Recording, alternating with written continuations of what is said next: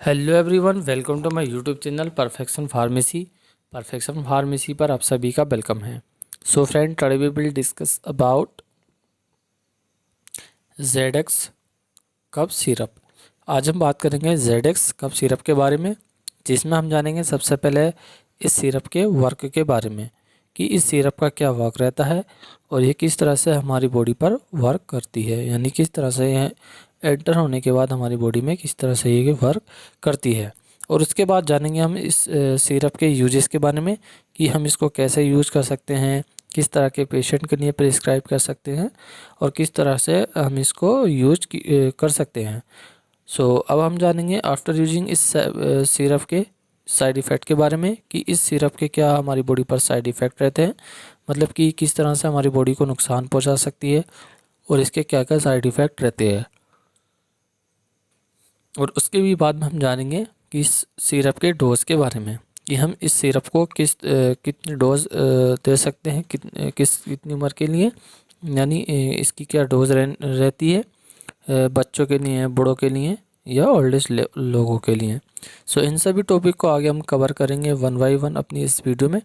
तो चलिए शुरू करते हैं हम अपनी इस वीडियो को बिना किसी देरी के। सबसे पहले जो हम बात करेंगे आज इसमें बात करेंगे हम सिरप के वर्क के बारे में कि ये किस तरह से हमारी बॉडी पर वर्क करती है और इसका क्या वर्क हमारी बॉडी पर रहने वाला होता है। बेसिकली अगर ZX कफ सिरप की बात की जाए तो ये एक 2 मेडिसिन के कॉम्बिनेशन में आती है, जिसमें सबसे पहले जो मेडिसिन होती है इसके अंदर क्लोरफेनामाइन होती है और दूसरी जो होती है डेक्सामेथासोन होती है, हाइड्रोक्लोराइड, जो कि रिलीफ देती है हमें ड्राई कफ में। और क्लोरफेनामाइन एक एंटी एलर्जिक होती है, ये एलर्जिक सिम्टम्स जैसे नाक का बहना, आंखों से पानी आना आदि को ये ट्रीट करती है। और ये हिस्टामिन केमिकल मैसेजर को ब्लॉक करके भी वर्क करती है, क्योंकि ये एंटी एलर्जिक होती है और ये हिस्टामिन जो केमिकल मैसेजर होता है ये उसको ब्लॉक करके वर्क करती है। और सेकंड जो अगर बात की जाए इस सिरप के मेडिसिन के बारे में, तो डेक्सामेथासोन जो होती है कि कफ सप्रेसेंट होती है, जो कि रिलीफ देती है हमारी कफ में by the reducing the activity of cough in the brain. ये हमारे ब्रेन में जो कफ की एक्टिविटी होती है इसको कम करके यानी रिड्यूस करके वर्क करती है। अब हम बात करेंगे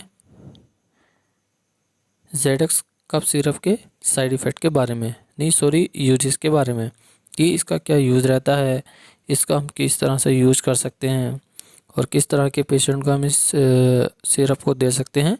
तो अगर बात की जाए it is use in the treatment of dry कफ।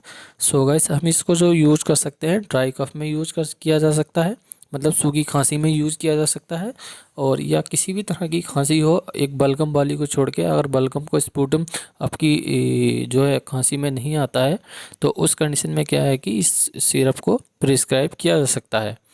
यानी आपको जो है कि जो सूखी खांसी होती है, ड्राई कफ होती है, उसमें ही इसको बेस्ट माना जाता है यूज़ के लिए। आगे अब हम जानेंगे इस सिरप के साइड इफ़ेक्ट के बारे में कि आफ्टर यूजिंग इसके क्या साइड इफ़ेक्ट रहते हैं हमारी बॉडी पर। यानी अगर इसमें क्या है कि नोजिया होने लगती है, सबसे पहला जो इसका जो साइड इफ़ेक्ट है कि उनको नोजिया होने लगती है, वॉमिटिंग होने लगती है, डिजीनेस होने लगती है, साथ ही साथ क्या है कि उनको हेडक होने के भी चांसेस बढ़ जाते हैं, यानी उनको हेडक होने लगती है। ये माइनर केसेस होते हैं जैसे कि सर चकराना, जी मचलाना, उल्टी होना और या सर में दर्द होना इत्यादि। तो ये सभी टॉपिक जो हमने आपको बताए थे ये ZX कफ सिरप के बारे में बताया था। मिलते हैं नेक्स्ट वीडियो में। See you, take care, bye, thank you for watching us.